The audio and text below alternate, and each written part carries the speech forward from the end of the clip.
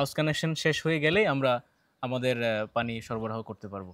এক ফোঁটা সুপেয় পানির জন্য কক্সবাজারের ২২ লাখ স্থায়ী বাসিন্দা ১৫ লাখ রোহিঙ্গার একমাত্র নির্ভরতা ভূগর্ভস্থ পানি। এই বাস্তবতায় ভূগর্ভস্থ পানির উপর চাপ কমাতে জনস্বাস্থ্য প্রকৌশল অধিদপ্তরের এই ওয়াটার ট্রিটমেন্ট প্ল্যান্ট আশার আলো। আমাদের এই ট্রিটমেন্ট প্ল্যান্টের পানি শতভাগ নিরাপদ এবং আমরা পানি বিশুদ্ধকরণে যতগুলো ধাপ অতিক্রম করতে হয় প্রত্যেকটা ধাপ অতিক্রম করেই সাধারণ মানুষের কক্সবাজার পৌরবাসীর দোরগোড়ায় হাতের নাগালে এই পানি পৌঁছে যাবে এবং ইতিমধ্যেই আমাদের হাউস কানেকশনের কাজ চলমান আছে।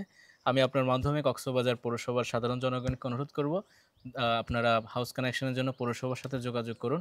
আমাদের হাউস কানেকশনের কাজ চলমান আছে এবং হাউস কানেকশন শেষ হয়ে গেলেই আমরা আমাদের পানি সরবরাহ করতে পারবো এটা এবং পানি বিশুদ্ধকরণের যতগুলো ধাপ অতিক্রম করতে হয় সবগুলো করা আছে এবং আমাদের এই পানি বিশুদ্ধকরণের জন্য প্রতিদিন টেস্ট হবে এবং এটা মনিটরিং করার জন্য আমাদের স্ক্যাডা আছে এবং লরা মিটারের মাধ্যমে গ্রাহক বুঝতে পারবে যে আসলে তার এখানে কতটুকু পানি আসছে, সেই মিটারে রিডিং হবে এবং আধুনিক যতগুলো সুযোগ সুবিধা সংবলিত করা দরকার সবগুলোই আমাদের আছে। বাকখালীর পানি নদীর পানি। নদীর পানিকে পানযোগ্য করার জন্য যতগুলো প্রক্রিয়া অবলম্বন করা দরকার হয় প্রকৌশলগত দিক থেকে, কারিগরি দিক থেকে প্রত্যেকটা ধাপ অতিক্রম করেই এই পানিটা পৌরবাসীর কাছে পৌঁছাবে। আরও আমার কাছে মনে হয় আমাদের যে ধারণ ক্ষমতা আছে সেই ধারণ ক্ষমতা আমরা যদি ব্যবহার করি তারপরে গিয়ে আমরা আসলে বুঝতে পারবো যে আমাদের কী পরিমাণ প্রয়োজন। তবে যা প্রয়োজন সে তুলনায় অপর্যাপ্ত।